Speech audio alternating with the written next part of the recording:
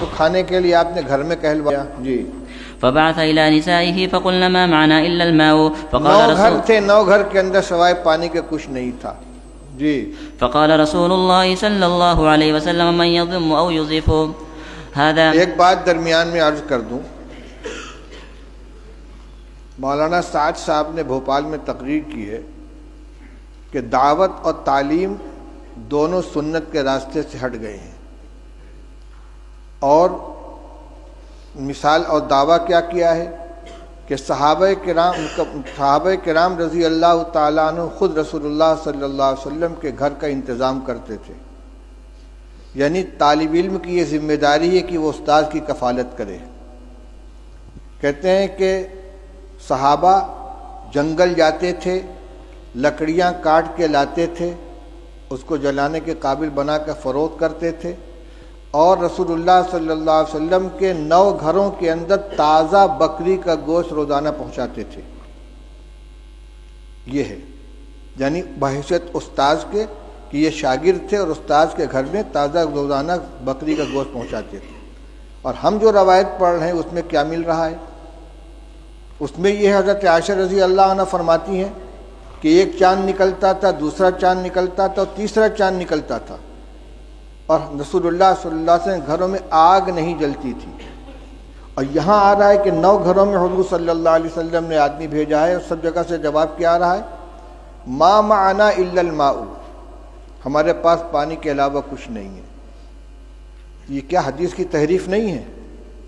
یہ ازواج مطہرات کے بارے میں جو بات کہی جا رہی ہے صحابہ کے بارے میں کہ روزانہ ان کے یہاں بکری کا تازہ گوشت صحابہ کرام پہنچاتے تھے، اور آج طلبہ کو کھانا مطبخ سے دیا جا رہا ہے اور اساتذہ کو تنخواہ دی جا رہی ہے، لہذا تعلیم سنت کے راستے سے ہٹ گئی ہے. یہ کیا مذاق ہو رہا ہے؟ یہ جتنے مدارس چل رہے ہیں، جتنے اکابر نے مدارس قائم کیے ہیں، تعلیم گاہوں کا انتظام کیا ہے، اصحاب صفہ نہیں تھے جن کے لیے صحابہ کرام رضی اللہ تعالیٰ عنہ لا کے انگور کے خوشے لٹکا دیا کرتے تھے، اور انگور اور کھجور کے خوشے لٹکا دیا کرتے تھے، اور ان کو اسی سے کھانا دیا جاتا تھا. وہ روایت نہیں آئی کہ رسول اللہ صلی اللہ علیہ وسلم مہمانوں کو حوالے کرتے تھے کہ بھئی اتنے کو کون کھلائے گا، جس کے گھر میں 2 آدمی کا کھانا ہو تیسرے کو کھلائے، جس کے یہاں 4 وہ 5ویں کو کھلائے. صدیق اکبر اتنے آدمی کو لے کر گئے، فلاں اتنے آدمی کو لے کر گئے. اور حضور صلی اللہ علیہ وسلم کے ساتھ جو تعلق تھا صحابہ کرام کا، وہ صرف استادی و شاگردی کا تھا کہ اس کو اور صحابہ کرام رضی اللہ تعالیٰ عنہ خود پیٹ پر پتھر باندھتے تھے، رسول اللہ صلی اللہ علیہ وسلم بھی پیٹ پر پتھر باندھتے تھے، 2 باندھتے تھے. لہذا یہ کبھی اتفاق سے کوئی جزیہ پیش آ جائے اس کو دائمی معمول بنا کر پیش کرنا جو تحریف ہے کہ سنت کے راستے سے مدارس ہٹ گئے ہیں. نہ دعوت سنت کے راستے پر بچی، نہ تعلیم سنت کے راستے پر بچی ہے. کس قدر خطرناک چیز کا مطلب یہ کہ عوام کو یہ سمجھا دو کہ مدرسے جو ہے سنت کے خلاف چلے جا رہے ہیں، لہذا عوام کا رشتہ مدارس سے بھی کٹ جائے اور علماء سے بھی کٹ جائے. یہ انتہائی خطرناک رجحان ہے، جو اس کا مطلب یہ کہ سب کو باطل تنظیموں کے حوالے کر دیا جائے. ان کو نہ مدرسوں سے تعلق رہے گا عوام کا، نہ علماء سے تعلق رہے گا، پھر بھیڑیا آئے گا اچک کے لے جائے گا ان کو.